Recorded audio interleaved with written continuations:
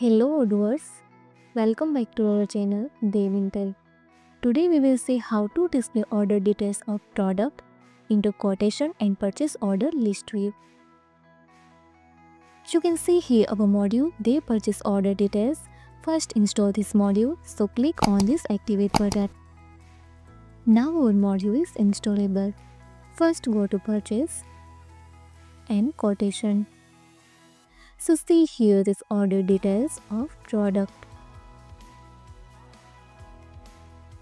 Now go to purchase folder and also display in list view of purchase order. Thank you.